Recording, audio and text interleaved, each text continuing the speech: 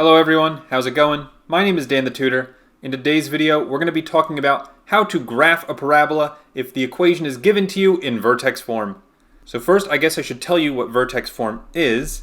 That's this equation right here, y equals a times x minus h squared plus k.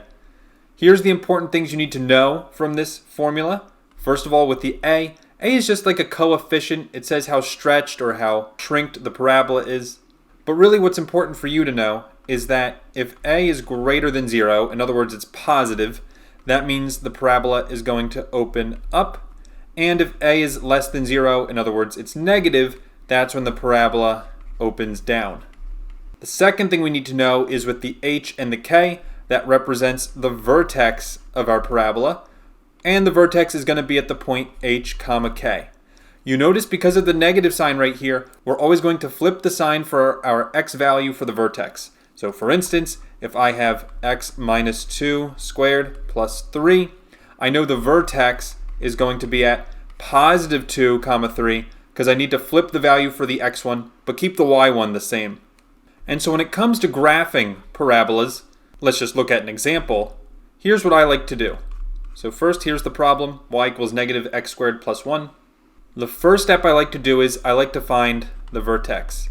Now this one's actually one of the harder ones I could have given you, but I'm not going to apologize. If I want to find the vertex, I need to realize that this is really written like this. Negative x minus 0 squared plus 1.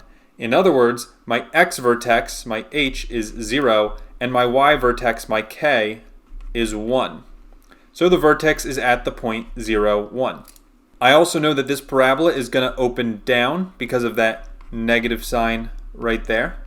And so I have the vertex, I know which way it opens, and then the last thing I like to do, which is step 2, I'm going to make a table of values.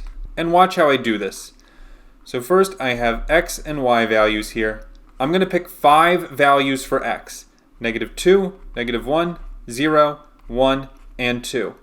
And I don't always choose these numbers, but the reasons why I'm choosing these specifically is because my vertex, 0, is smack dab in the middle, and then I choose 2 points above and 2 points below. You always want to do that. You always want the center to be your vertex, and then pick 2 points above and 2 points below.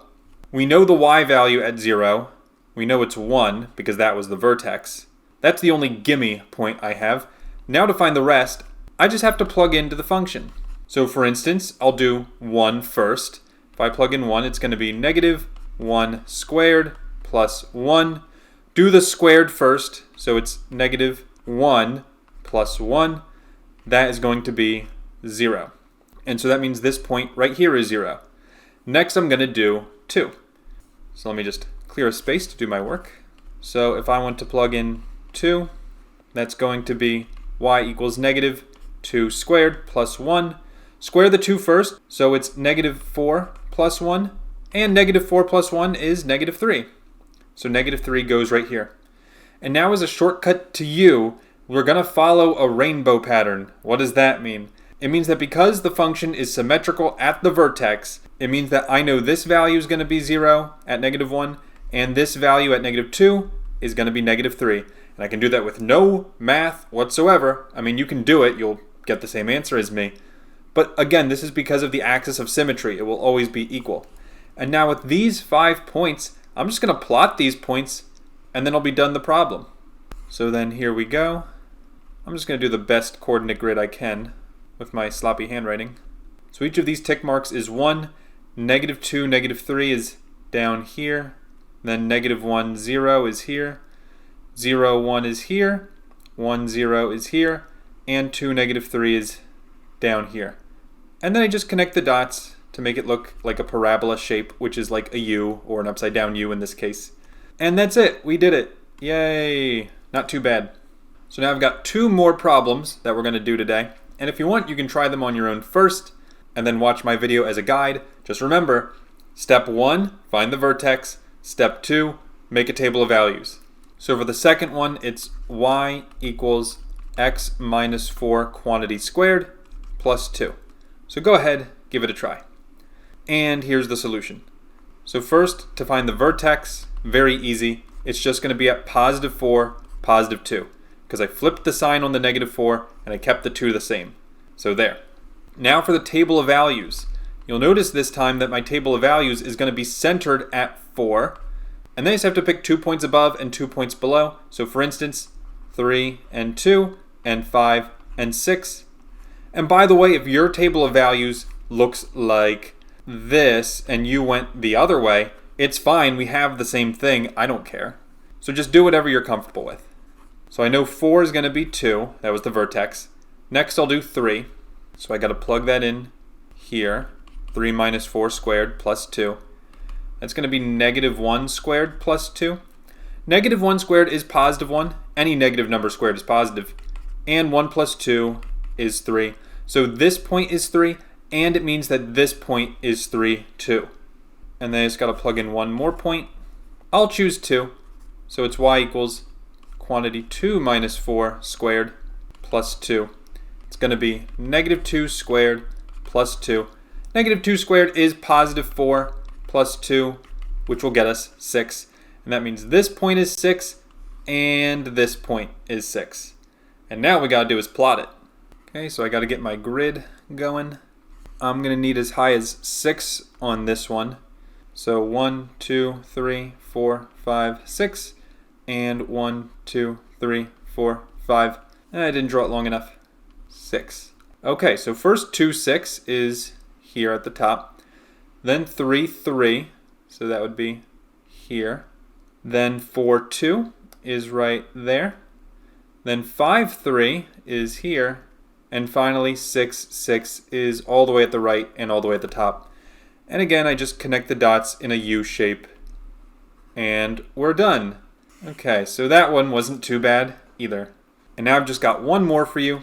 Again, I want you to try it on your own first. And if you get stuck, watch my screen for the solution. So the problem is 2 times x plus 3 squared, and that's it. Go ahead and give it a try. So for this one, the vertex, kind of tricky. The vertex is going to be at negative 3, comma 0. And the y value is 0 because there's nothing here afterwards. It's like plus 0. So the y value is 0. Next, table of values. X and y centered around negative 3. So I'll choose negative 2 and negative 1 above, and negative 4 and negative 5 below. And I know negative 3 is 0. Next I'll plug in negative 2. So it's 2 times negative 2 plus 3 squared. And that means it's going to be 2 times 1 squared. And 1 squared is still 1. So 2 times 1 is 2. That goes there, and it goes here. And then now I just have to plug in one more point, like negative 1. So when I plug in negative 1, it's 2 times negative 1 plus 3 squared. So 2 times negative 1 plus 3 is 2 squared. The order matters here. You got to do 2 squared first. So 2 squared is 4. And then 2 times 4 is 8. So 8 goes here and here. And there we go. Now I have everything I need. I'm now going to graph it. So this one goes as high as 8 and as far as negative 5 left. So for the x-axis, I'm just going to do 1, 2, 3, 4, 5. And for the y-axis, I'm going to count by 2, because that's going to help me. So it's 2, 4, 6, 8, and then negative 2, negative 4, negative 6, negative 8. So first, negative 1, 8. That's all the way up here. Then negative 2, 2, which will be right there. Next, negative 3, 0, which is right there. Then negative 4, 2 is right here. And then negative 5, 8 is all the way up here. And so then I just connect the dots in my U shape. And it'll look something like this. And this is my graph. So there, now we're all experts on graphing parabolas written in vertex form. Thank you all for watching. I hope you learned something new today. And I'll be sure to catch you in the next video. Take care, and bye-bye.